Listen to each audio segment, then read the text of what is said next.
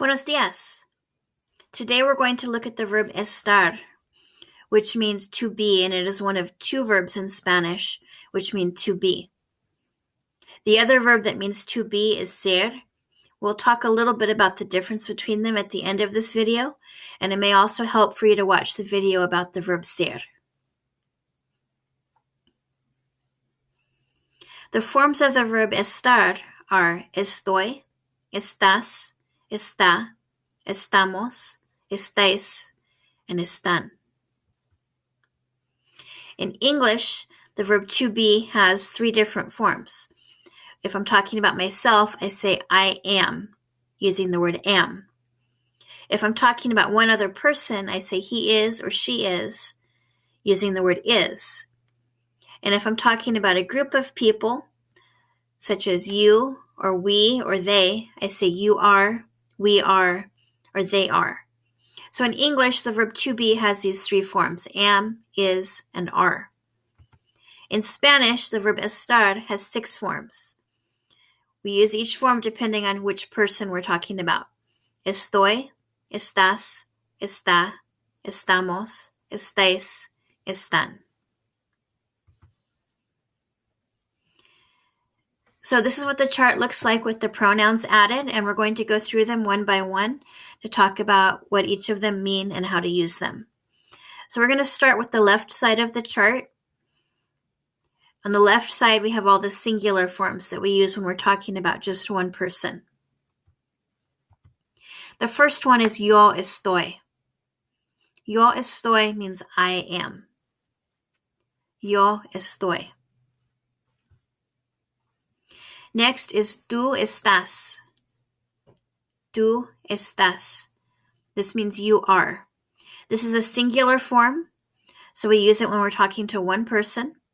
It's informal, so we use it when we're talking to people we call by their first names, such as when we're talking to a friend, to a classmate, or to a child. We would say tú estás.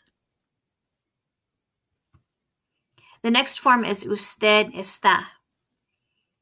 This is what we use when we're talking to someone we want to be a little bit more formal or respectful to, such as people we call by their last names, which might include a boss or an older person, or even a stranger if we don't know their name.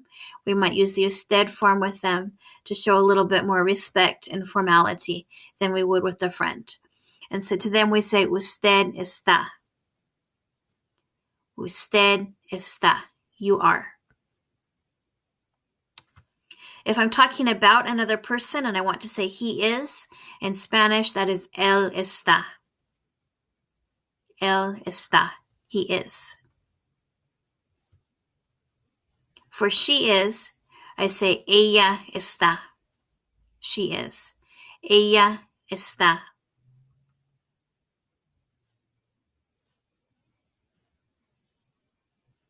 So now we're going to look at the right side of the chart, where we're going to see the plural forms that we use when we're talking to more than one person.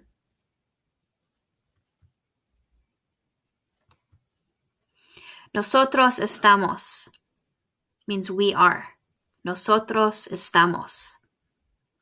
Nosotros is the masculine form, so we use it when we're talking about a group of men or a group that includes men and women together. Nosotros estamos. If the group only includes women with no men involved, we say nosotras estamos. The verb estamos stays the same, but the pronoun nosotros changes to nosotras. Nosotras estamos.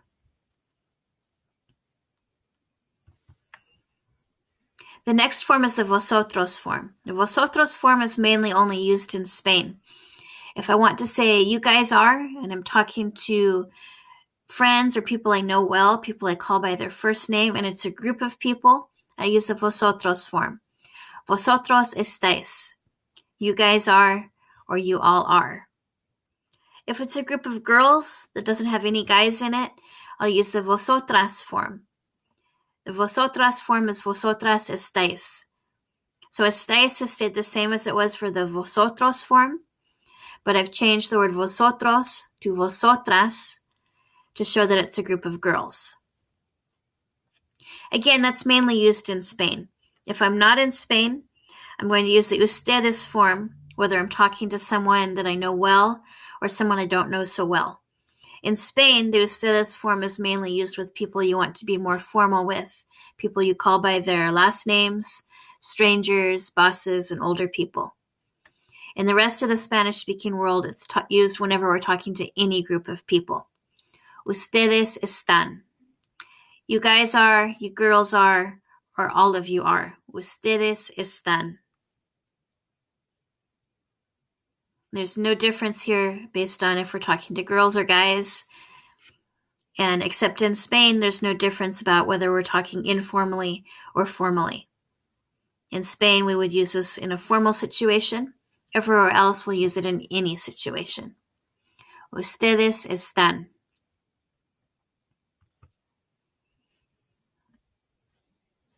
The next form is the ellos form. They are. Ellos están. They are. Ellos están. The ellos form is used when it's a group of men or a group of men and women that we're talking about. We want to say they are. Ellos están.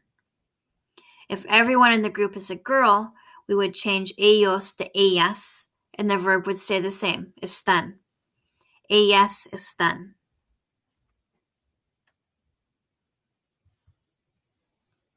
So as we mentioned earlier, there's two different verbs meaning to be in Spanish. There's the verb ser and there's the verb estar.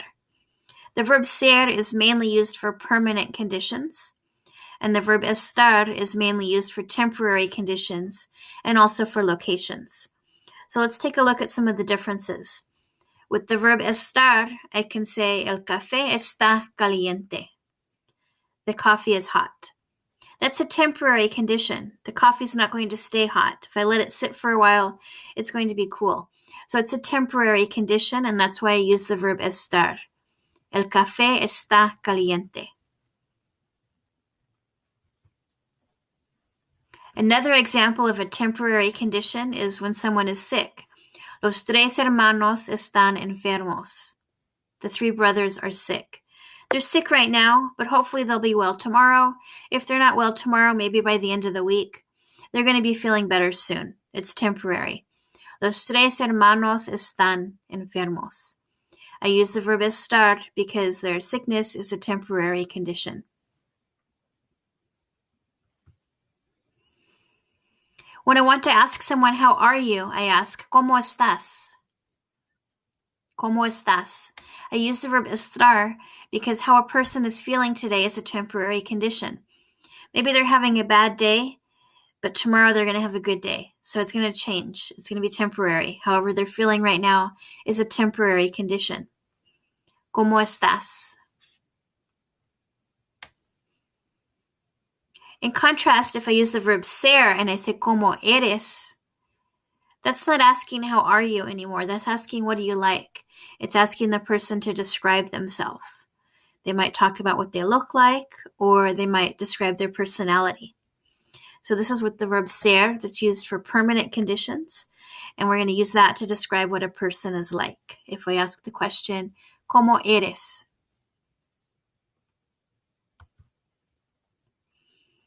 Hey, here's another example of the difference between ser and estar. I'm going to use the verb estar when I'm talking about where I'm currently located. I can say, yo estoy en California. I'm in California. I'm in California right now, but if I want to go somewhere else tomorrow, I'm not going to be in California anymore. So it's a temporary condition. Yo estoy en California. That's where I am right now. Locations generally use the verb estar. So I can also say San Francisco está en California. San Francisco is in California. Now that's not a temporary condition. San Francisco isn't going to move to some other state or some other country. It's going to stay in California, so it's permanent. But because it's a location, we still have to use the verb estar. So the verb estar is used with temporary conditions, and it's also used with locations, such as San Francisco está en California.